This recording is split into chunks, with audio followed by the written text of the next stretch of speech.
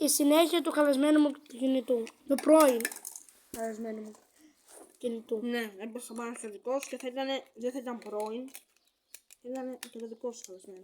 Λοιπόν, τώρα βάζουμε ζηλοτέιπ. Και ό,τι γίνει έγινε. Μην το συγκουνευτείτε.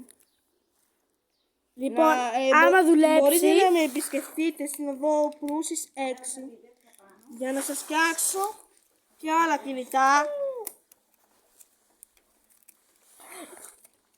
Λοιπόν, άμα δουλέψει, θα την κάνω πλούσια την Panasonic. Ναι, μου κλέψεις ατάκες.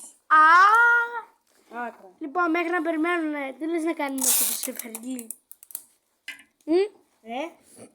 Τι λες να κάνουμε κανένα αστείο όσο το φτιάχνεις. Όχι. Όχι. Τότε θα το αλλάξουν κατευθείαν το βίντεο. Δεν το short. Λοιπόν... Μην κλείσεις αυτό το short. Παιδιά, εγώ δεν ξέρω δικό μου το κανάλι, οπότε... Δικό σου είναι το κανάλι, εγώ κάνω όλες τις δουλειές. Παιδιά, δεν ξέρω μου το έφτιαξε. Άμα δείτε το παρελθόν του, θα φρίξετε, το έχουμε θάψει. Τα έχουμε βγάλει και εκείνα βίντεο, άμα θέλετε να δείτε. Πηγαίνετε στο Νικολοπούλου Φωτεινή ή σε αυτό το κανάλι που κάνουμε. Η ΑΕ. Ναι, Και γέλιο. και θα δείτε, θα φρίξετε. Γιατί το κινητό αυτό έχει περάσει από πολλά βασανιστήρια. Το έχουμε πετάξει με ένα φτιάρι. Να δούμε τώρα. Τι έγινε το χαρασμένο μου κινητό. Το πρώην μου κινητό.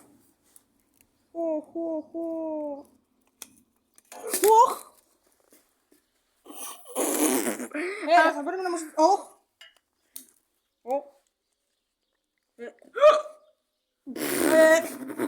Αχιλοείσαι, αυτή την εικόνα. Παιδιά, ξέχασε ένα πράγμα. Όχι, αυτό δεν είναι. Το φίλτρο του ήταν πόσο? 0,2 λεπτά.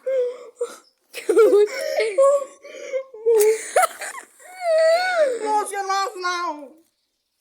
No. I can...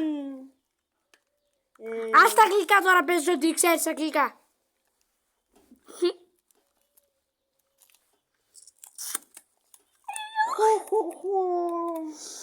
Σιγά. Ούτε οι γύφτοι δεν το έχουν έτσι.